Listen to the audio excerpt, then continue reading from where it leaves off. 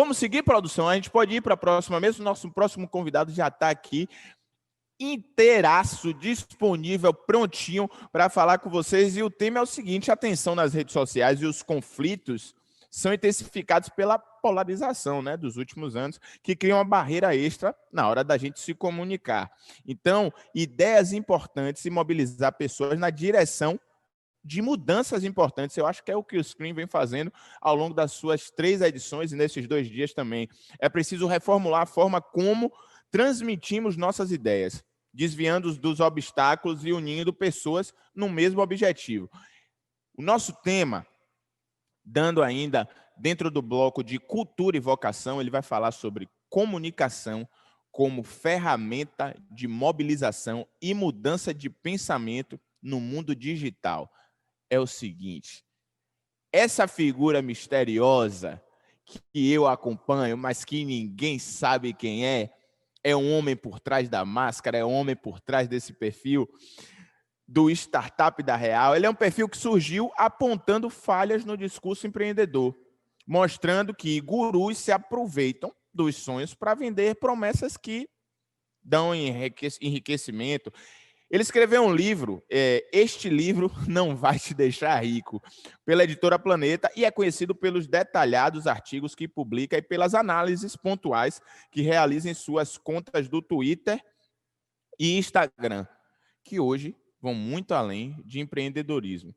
Eu quero que vocês recebam com muito carinho Startup da Real. Meu brother, seja muito, muito, muito bem-vindo, e tem uma galera aqui para te ouvir. Tudo bem? Tudo beleza? Como é que você está?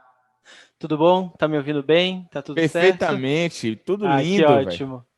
Muito bom. Compartilhei a tela aí com a apresentação também. Massa. Eu tô aqui, qualquer coisa é só gritar que eu volto, e tô curiosíssimo para te ouvir mais uma vez. E agora ouvir mesmo, né? Eu leio as coisas, vejo seus conteúdos, mas agora eu tô aqui para te ouvir. Jogue duro e sucesso na sua palestra aí. Daqui a pouquinho eu tô junto aqui de novo, qualquer coisa é só chamar, porque eu tô aqui full time, beleza? Tá, ok. Muito obrigado. Fico muito feliz pelo convite e espero que todo mundo goste aí do conteúdo. Beleza? Essa palestra é de um assunto que eu gosto bastante e é de um modo de se trabalhar que eu prezo muito e que eu venho explorando. Então, é um assunto que eu poderia falar por dias sem parar. Então, eu tentei condensar no pouco tempo que a gente tem algumas ideias e alguns princípios que eu tento seguir na hora de trabalhar, na hora de produzir algum tipo de conteúdo. E isso não é só para conteúdo em texto, também para conteúdo em vídeo, para conteúdo em áudio. Eu acho que existem direções que eu gostaria de dar aqui e que vão ser proveitosas para quem quiser aproveitar. Então, deixa eu só passar aqui. Antes de tudo, quem é o Startup da Real na fila do pão? O Startup da Real é um perfil anônimo que surgiu em 2017 ali.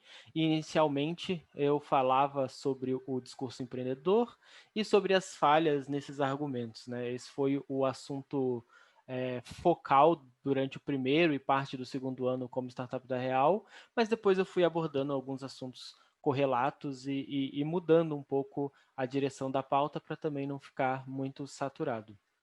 O perfil hoje existe no Twitter e no Instagram, que juntos ali dá um pouco mais de 100 mil seguidores. Eu produzo textos bem mais complexos e mais detalhados, a gente vai usar um deles hoje aqui como referência, e isso me rendeu o título de Medium Top Writer. Eu fui um dos perfis mais lidos do país no Medium durante os 3 últimos anos, né?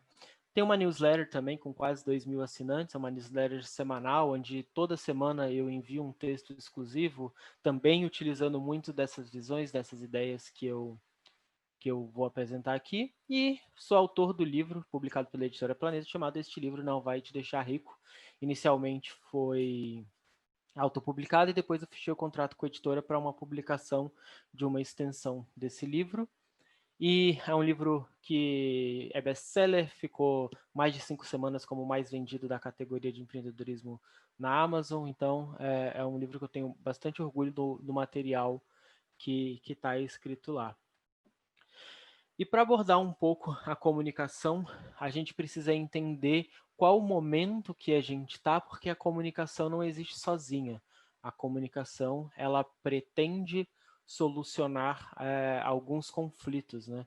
E eu gosto muito de um filósofo chamado Wittgenstein, e ele acreditava que através dos jogos de linguagem dele, que a gente vai falar um pouco mais para frente, a gente seria capaz de resolver praticamente qualquer problema filosófico. E eu sou um pouco, não tanto, mas um pouco adepto dessa visão. Acho que com a comunicação a gente consegue resolver alguns problemas gigantescos, né? E a era que a gente está vivendo agora é uma era de conflitos, é uma era de polarização política exagerada e que leva à politização de temas que deveriam ser consenso, mas não são. Temas como direitos humanos, pandemia, questões raciais, questões de gênero, tudo isso que deveriam ser consensos, né? Não deveriam ser pautas exclusivamente políticas, mas deveriam ser consenso, liberdade, direitos iguais, etc. A gente acaba vendo o uso da politização para que partidos e políticos se apropriem disso para angariar seus votos aí.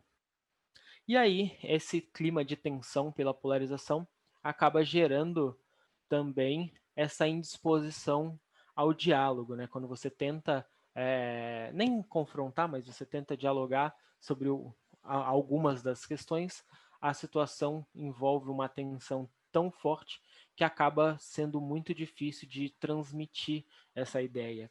E as pessoas que estão envolvidas nesses debates, nessas questões, ao invés de buscar uma visão diferente para aprender e expandir os horizontes, elas acabam buscando reforçar a própria opinião. E aí a gente cria uma câmara de eco, onde as opiniões estão sempre as mesmas e cada vez mais fortes e reforçando o próprio pensamento sem dar espaço para uma mudança de percepção. E aí, para mexer nesse vespeiro, a gente precisa entender como a gente percebe o mundo, como ser humano, como a gente olha para o mundo e a gente percebe o mundo. E aí a gente precisa entender que as nossas experiências falam muito alto, né? O viés de confirmação, adotar a visão que a gente acha que acontece com mais frequência é muito forte. Então, se você compra um carro, sei lá, um Fiat Uno prata, você tende a ver vários Fiat Uno prata porque o seu viés de confirmação está voltado para aquilo.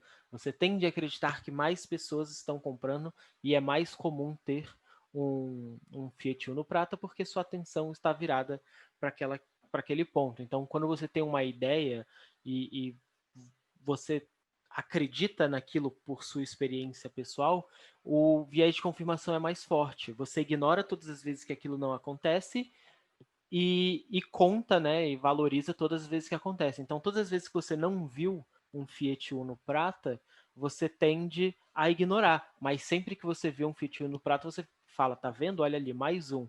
Isso significa que eu tô certo.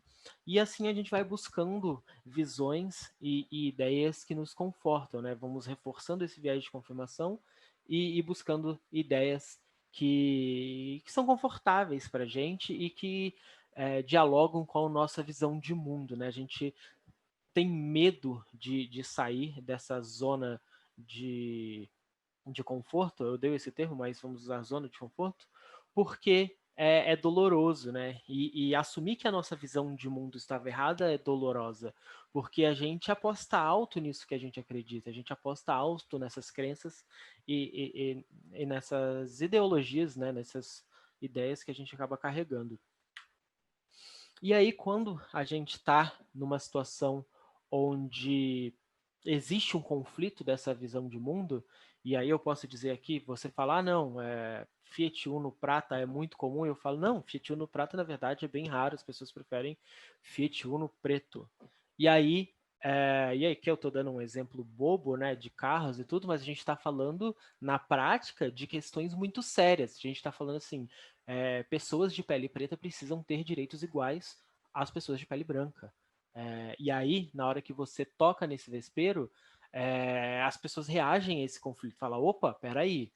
E aí, quando você começa a apontar, pô, porque racismo existe e apresenta dados, as pessoas começam a entrar num modo de reação, né? É o que a gente chama de efeito backfire, que na hora que você apresenta, mesmo que você apresente dados, né, os dados eles dificilmente mudam a visão de alguém nessas questões, a pessoa tá tão reativa que ela não para ouvir o que você tem para falar. Na hora que essa informação chega, ela nem ouve na maioria das vezes, porque a cabeça está ocupada demais pensando em qual resposta vai dar para confirmar o que está tentando dizer. Então, o exemplo do carro é bobo, mas quando a gente traz isso para questões de gênero, para questões raciais, para questões da sociedade, da questão de pobreza, de desigualdade social, a gente começa a ver que esse tipo de argumentação, onde você tem dados, você tem estatísticas, você tem tudo muito catalogado, comprovado, e você tenta apresentar isso não funciona, porque a pessoa não para ouvir e começa a jogar vários argumentos, muitas vezes circulares, tentando confortar.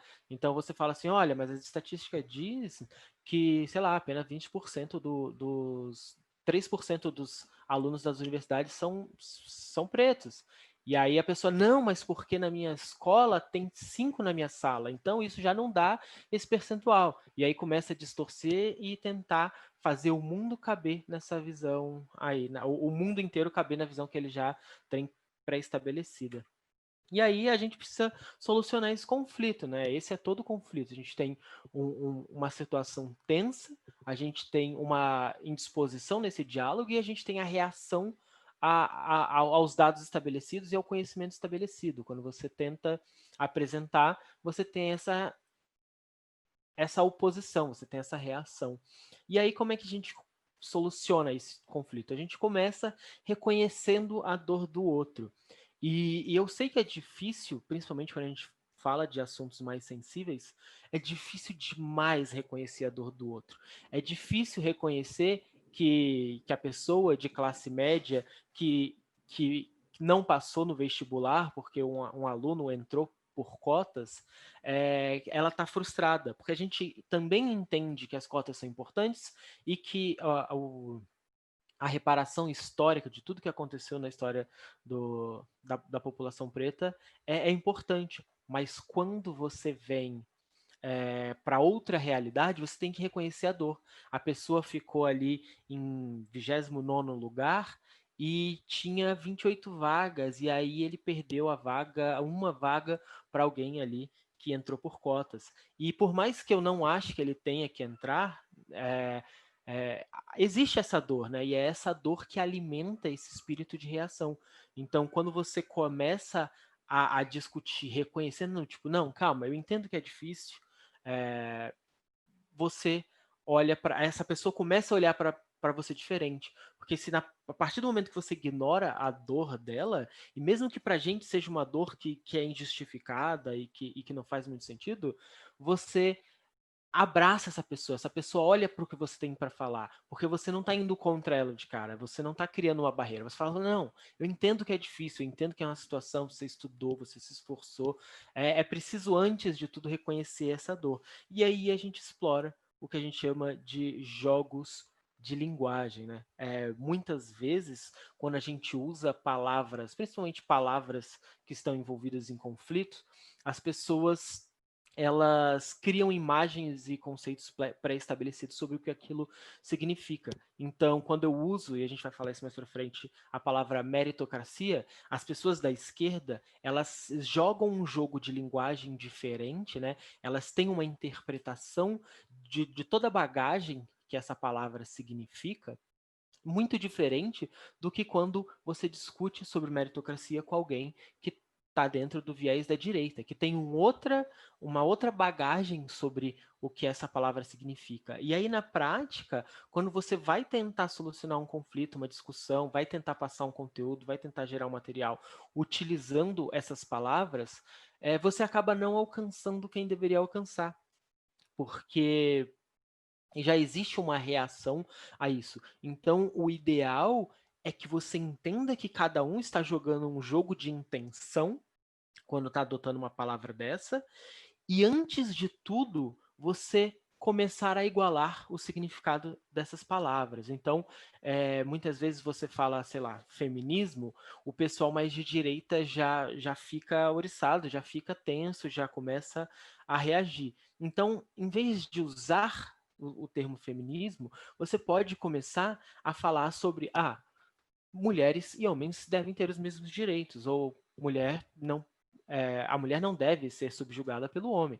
E aí a pessoa destrava de um conceito muito forte e começa a olhar para o que aquilo realmente significa.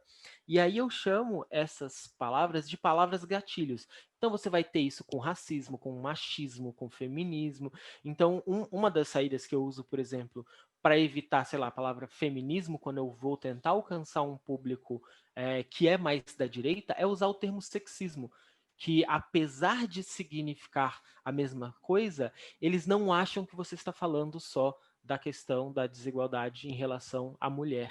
Então, você identificar algumas palavras quando você vai produzir algum tipo de peça, até quando você vai discutir com alguém que desperta esses impulsos, desigualdade é uma palavra que desperta impulso, feminismo, machismo, racismo, privilégio, e a gente, né, quem está envolvido nesse debate, começa a reconhecer muito fácil essas palavras que acabam causando esses impulsos, né? Que na hora que ela cai na discussão, as pessoas sofrem uma reação instantânea e o debate é praticamente anulado.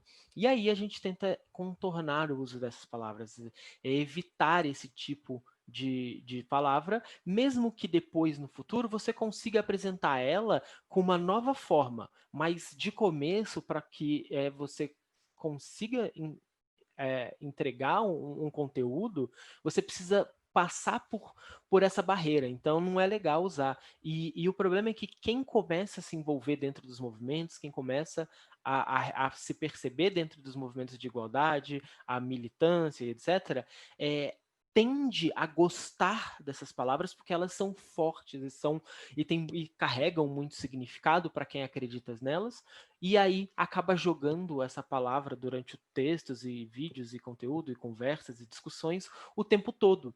E aí cada vez que essa palavra aparece, existe uma reação, porque a pessoa que está reagindo ao que você está falando, ela já está condicionada a negar o racismo, a negar o feminismo, a negar as questões de desigualdade e tudo mais. Isso acontece até com a pandemia, assim, você fala OMS hoje já é uma palavra gatilho que as pessoas não querem ouvir, porque já significa que precisa aceitar um órgão e um contexto inteiro que vai contra o que ele acredita, né? Então, é preciso lembrar sempre que o conceito importa muito mais do que os termos, né? Do que esses termos específicos, essas palavras específicas. Então, quando você não pode usar esses termos, você vai ter uma reação, você usa os conceitos, você descreve o termo ao invés de usar uma palavra. E aí você tem uma estratégia que eu gosto bastante, que é usar o lado bom do storytelling, né?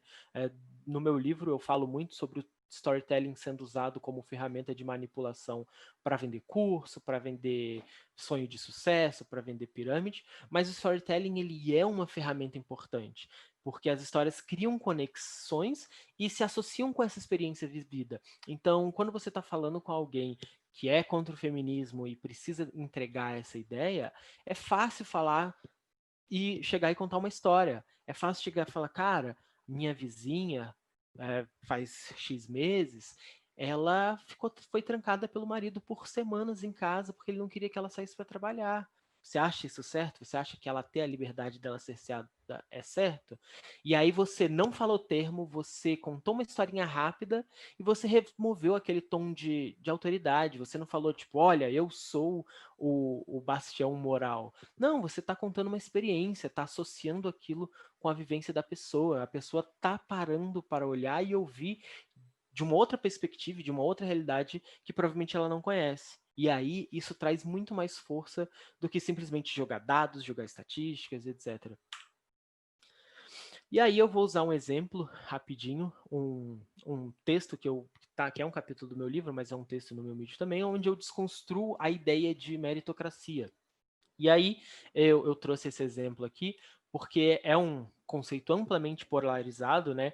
A esquerda vai dizer que não existe meritocracia e que a desigualdade não permite meritocracia. A direita vai dizer que só a meritocracia que é boa, porque você precisa ser reconhecida pelo seu esforço. E aí você vai ter esse conflito de ideais aí e ninguém vai chegar em nenhum lugar. E aí é uma ideia que desperta reações fortíssimas, né? E que também fala sobre a própria posição no mundo. A pessoa que acredita em meritocracia e tudo, muitas vezes é alguém que teve muito privilégio e que não está disposto a abrir mão desse privilégio e quer fazer parecer que é tudo mérito, que foi porque trabalhou duro e foi porque mereceu. E aí eu trouxe um texto, não precisa ler esses textos em branco, são só os trechos no texto onde eu crio essa linha de são 6, se eu não me engano, 6 pontos que eu elenquei ali, que são uma estratégia e que aí dá para falar em basicamente muito conteúdo,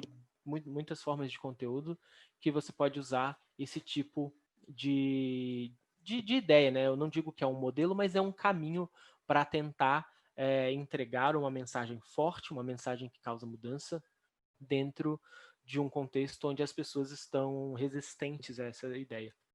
Então, o primeiro ponto é abrir a porta do diálogo, né? Quando você vai começar um material, um vídeo, um texto, um discurso, uma conversa, você tem sempre que lembrar que se a pessoa do outro lado está resistente, o seu papel, antes de tudo, como pessoa que entende comunicação, é abrir a porta do diálogo. E aí você começa contornando o assunto. Você não ataca, você não vai diretamente no termo que a pessoa vai rejeitar, você não vai diretamente na dor onde vai ofender a outra pessoa, você contorna esse assunto e dentro de você, você centraliza o problema na palavra. Então, você para e pensa, esse cara, ele é contra o feminismo, esse cara, ele nega o racismo, esse cara, ele nega a desigualdade social, esse cara, ele nega que a pandemia existe. Então, são centralizações dentro de uma palavra para você saber o que você precisa contornar ali. São contextos que precisam ser contornados. E aí você lembra que as palavras têm significados diferentes, né? E aí o seu papel nesse começo é, antes de usar uma palavra, você igualar o significado. Então, nesse trechinho do lado aqui, eu conto, para falar num texto sobre meritocracia, eu conto a história dos jogos de linguagem e de como eles funcionam, né? Que, que esse filósofo ele tem duas versões de trabalhos dele, mas que na segunda, né, na segunda fase do Wittgenstein, ele cria essa ideia do jogo de linguagem para explicar uma proposta de intenção. E aí você, quando você tem uma proposta de intenção, você sabe que as pessoas elas falam coisas, né, usam palavras iguais, querendo dizer coisas diferentes. E aí, abrindo essa porta, mostrando que as coisas podem ter significados diferentes e que as pessoas enxergam o mundo através dessas palavras, você consegue encaixar um storytelling, assim, você explica para a pessoa, tipo, olha, eu acho que a gente vê a questão com olhos diferentes. Deixa eu te explicar. E aí você coloca um storytelling. E no texto eu faço isso. Eu entro com storytelling, onde eu crio um lugar comum, onde eu não coloco nem quem é a favor nem é contra como um vilão. Então eu crio um lugar comum onde todas as pessoas compartilham dos seus benefícios e das suas dores, e aí eu começo a reconhecer as dores. Então, no texto que faz parte desse texto da meritocracia, eu conto a história do Mário Santos, que ele é um médico formado, e conta a história de como ele se esforçou muito para virar neurocirurgião e tudo, e conta a história da Juliana, que é uma menina filha de empregada, que precisou batalhar bastante para terminar ali sua faculdade de pedagogia. E aí eu crio dois cenários, dois lugares comuns, onde dá para fazer ali uma comparação. E aí a gente respeita essas condições, a gente respeita que cada lugar tem um ponto de partida e que isso vai demonstrar esse contraste de realidades aí. E aí, com essa história estabelecida, né, onde a pessoa que a gente está tentando alcançar, ela já tem dois mundos diferentes estabelecidos na cabeça dele, vale a pena usar alguns dados. Porque quando você diz que é diferente para quem nasceu numa família rica e se formou neurocirurgião, para quem nasceu numa família pobre e se formou, sei lá, pedagogo, você reconhece que tem dois inícios diferentes e dificuldades diferentes. Que o neurocirurgião que ganha, sei lá, 90 mil reais por mês, ele não tem mais mérito, né? Apesar dele ter o mérito dele de ter se formado, estudado e pensado em tudo isso, ele não se esforçou mais do que a pessoa que está num lugar muito abaixo, mas que batalhou muito mais para chegar lá. Então você iguala as situações ali e você dá esses dois contrastes. E aí, na hora que você mostra os dados, a pessoa tem uma realidade para comparar. Então você fala, pô, aqui no texto eu mostro, olha, no Brasil pode levar até 9 gerações para uma pessoa que nasceu pobre chegar à classe média.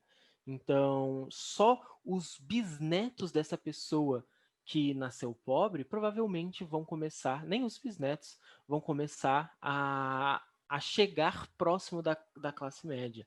Então, quando você usa os dados depois de ter uma história, esses dados se conectam, esses dados não vão mais contra a crença estabelecida.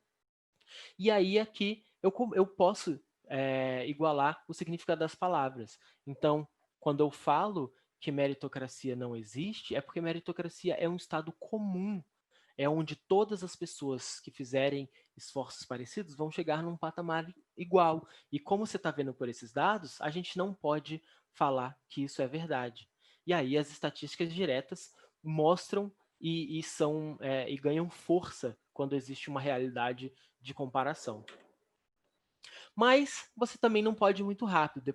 Depois que você criou esse choque, você criou uma realidade e mostrou os dados, a pessoa está cheia de dúvidas e está cheia de reações, né? E aí você pode voltar com storytelling e falar assim, olha, mas lembra lá dessa história que a gente contou?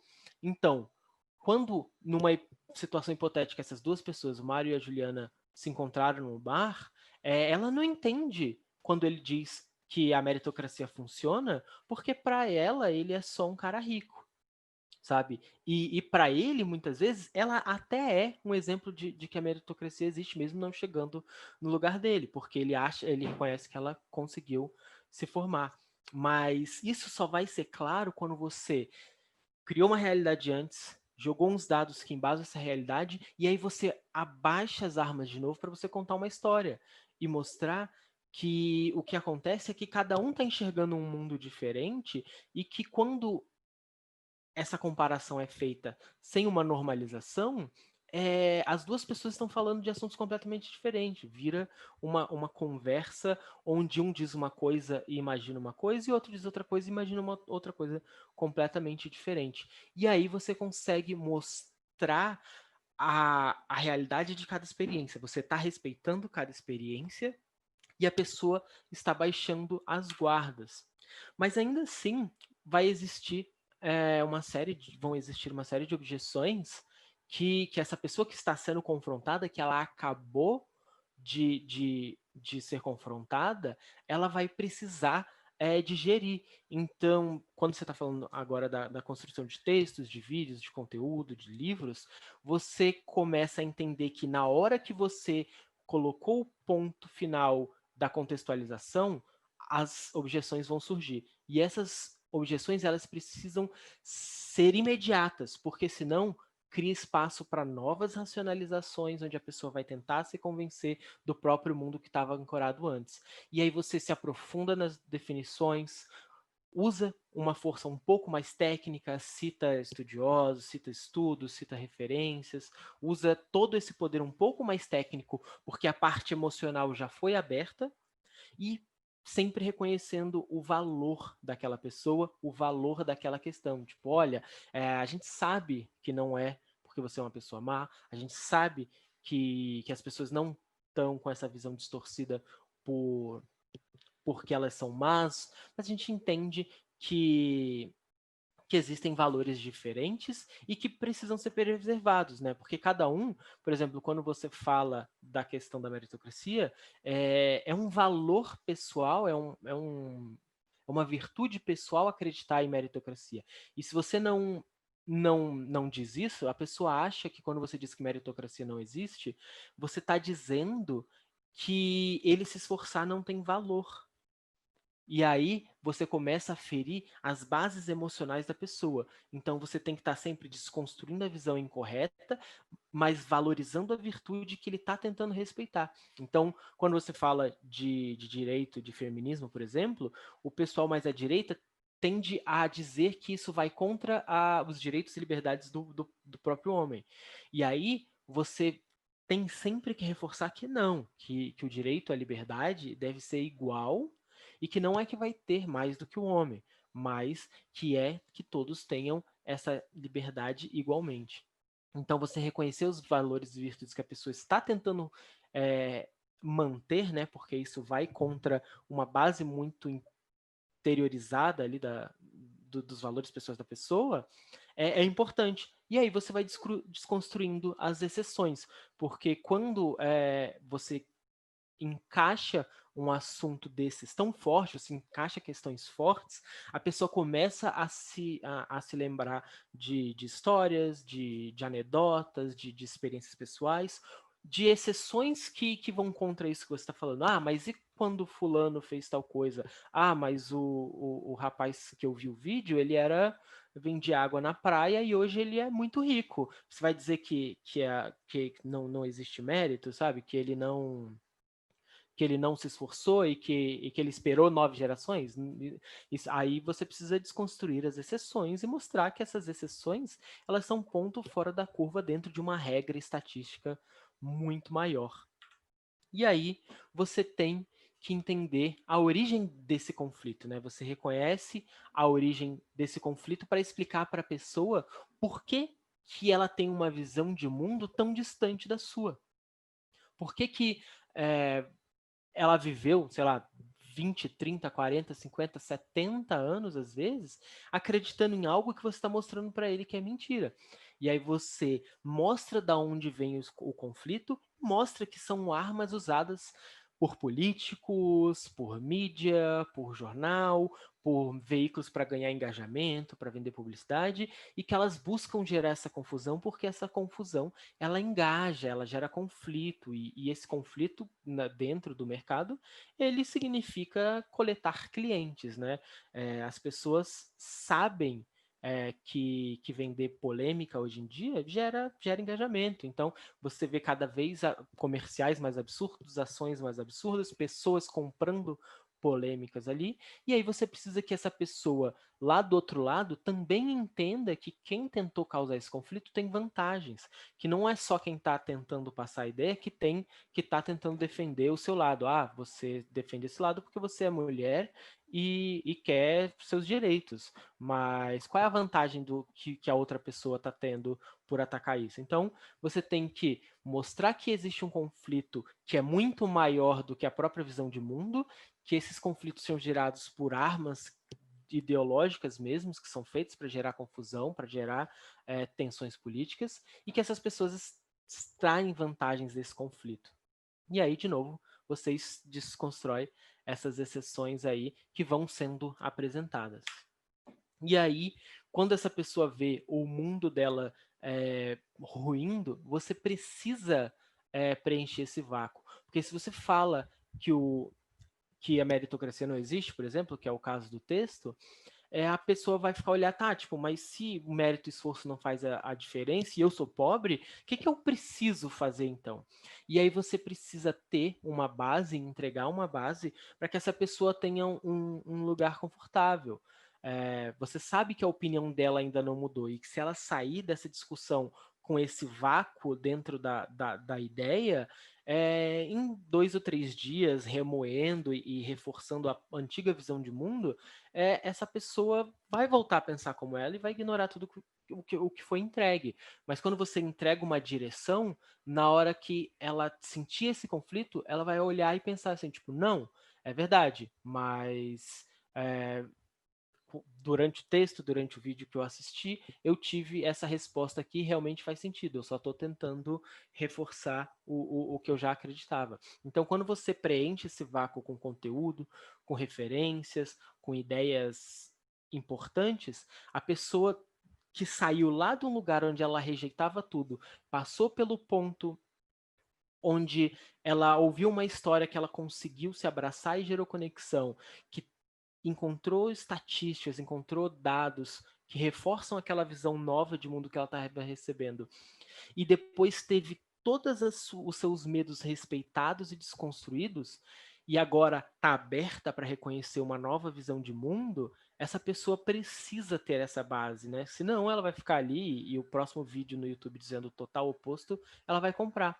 Mas quando você entrega referências, entendendo que a visão de mundo da pessoa ainda não mudou, a opinião ainda não mudou, e que a visão de mundo demora para mudar, e muitas vezes vai demorar anos para mudar, você está reconhecendo essa pessoa como um aliado. Você para de atacar ela como um opositor e você fala, tipo, não, eu entendo que você ainda não entendeu toda a ideia, eu entendo que você ainda não respeita o que eu estou falando e não compreende completamente. Mas eu estou aqui para a gente conversar, se você tiver dúvidas, se você precisar saber mais. E aí você entende que esse trabalho da visão de mundo da pessoa começou agora, que essa vai demorar às vezes anos para uma ficha discutida agora cair.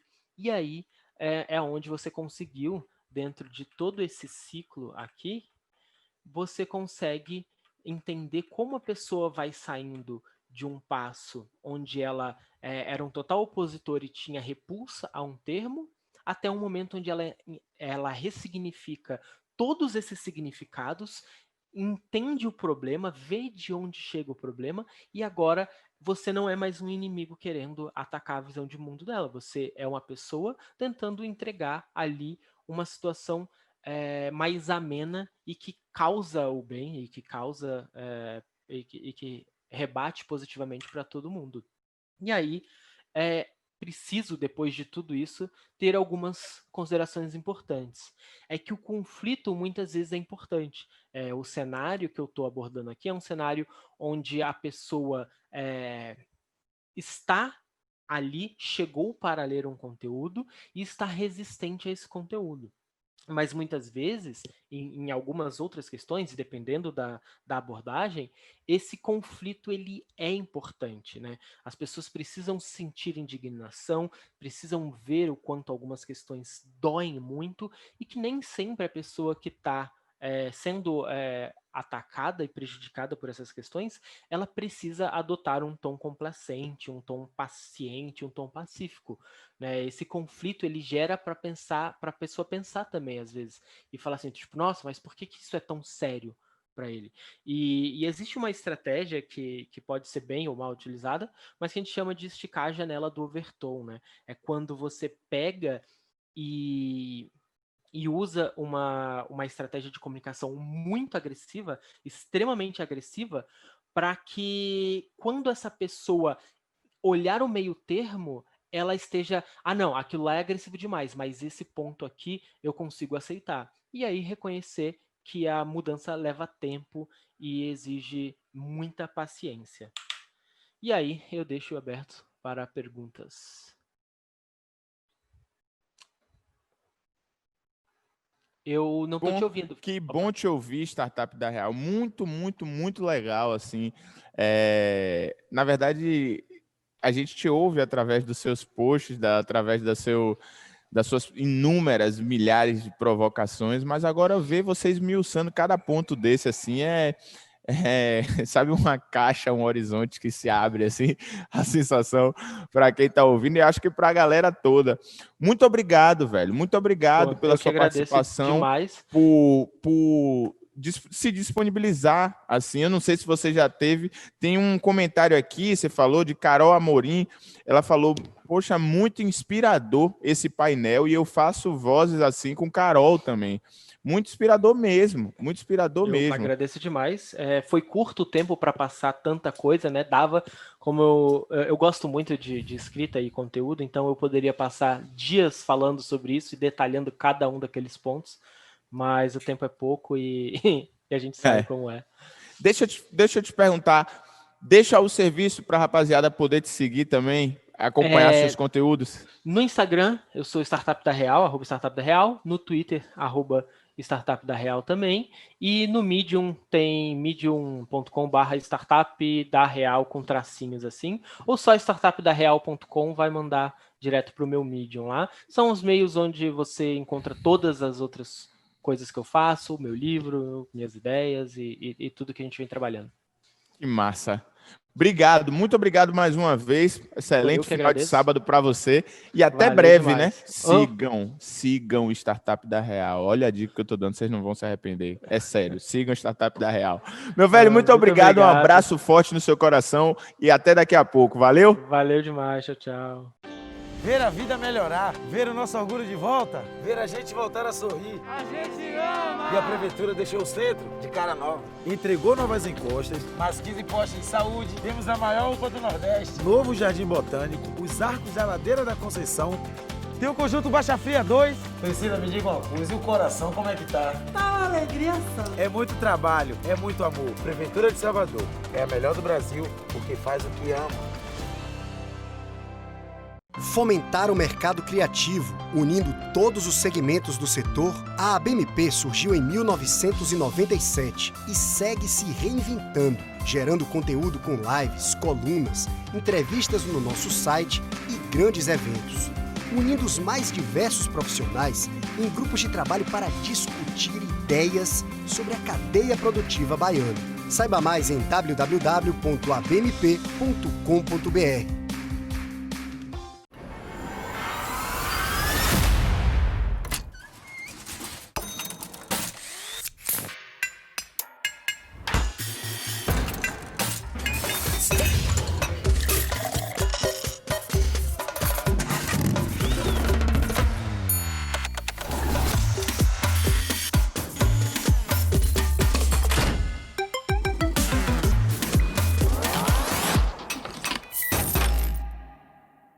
A Simpla tem uma novidade para você, o Simpla Play, uma ferramenta completa para quem produz conteúdo.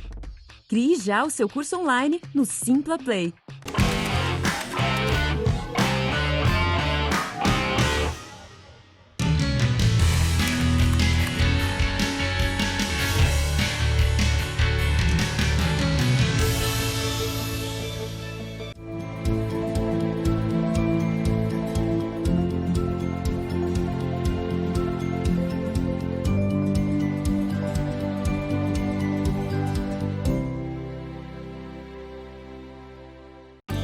São centenas de obras e a pergunta é uma só. Qual foi que a senhora mais amou? Minha casa está linda, meu filho. A Arena Pronaca, meu irmão, show de bola, primeiro mundo. Estação Cidadania! A gente ama! Novo Barro Branco, nova orla de Amaralina e Pituba, tem um novo centro histórico, Canal do Paraguari. Pega a visão como ficou o Mercado São Miguel, meu irmão. Bateu certo. É muito trabalho, é muito amor. Prefeitura de Salvador é a melhor do Brasil que faz o que ama.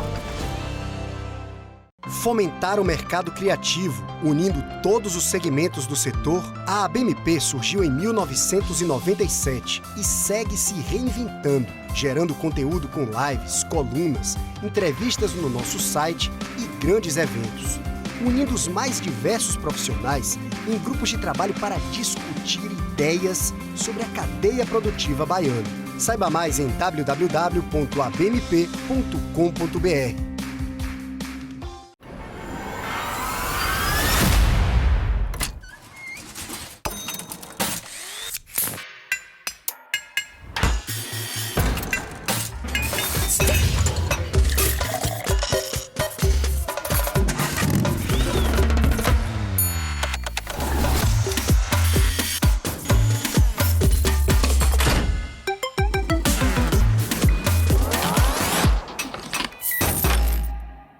Há mais de meio século, a Cara da Bahia chega até você em várias mídias. Na TV, reportagens especiais, dia a dia e programas do seu jeito e com a cara da gente. Através da mídia OOH, o Grupo Aratu alcança milhões de pessoas na Bahia e no Distrito Federal.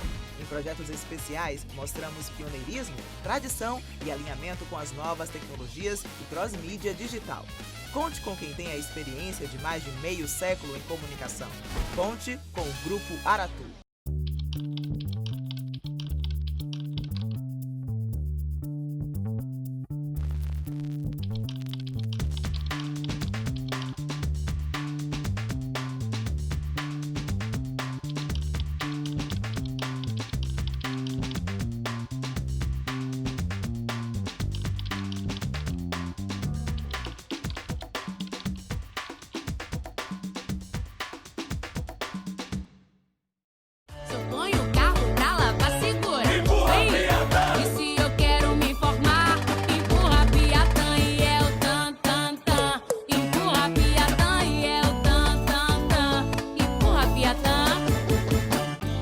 Centenas de obras e a pergunta é uma só. Qual foi que a senhora mais amou? Minha casa está linda, meu filho.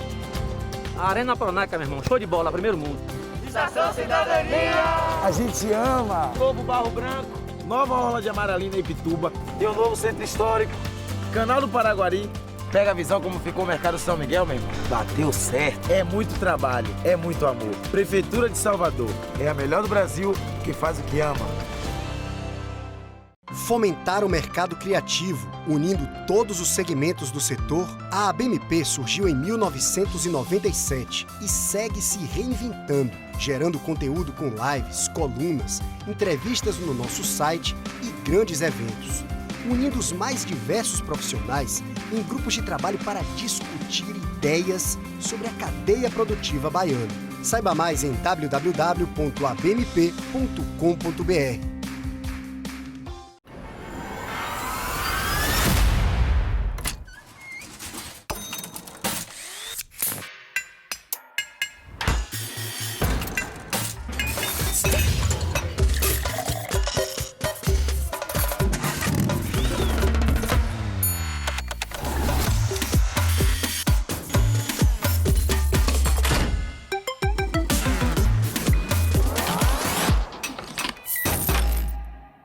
Saiu no A Tarde é Verdade, sem asteriscos nem meias palavras. A Tarde é o jornal de maior circulação do Nordeste, segundo dados do IVC, base outubro de 2020. Credibilidade, imparcialidade e protagonismo. Grupo A Tarde de Comunicação.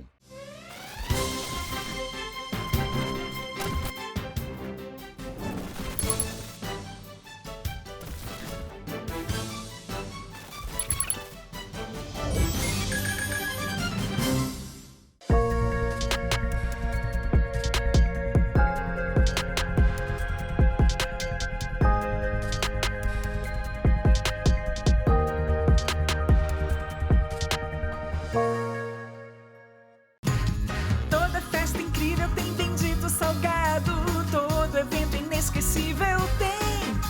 Todo dia é dia de Bendito Salgado, quem pede manda bem, peça você também.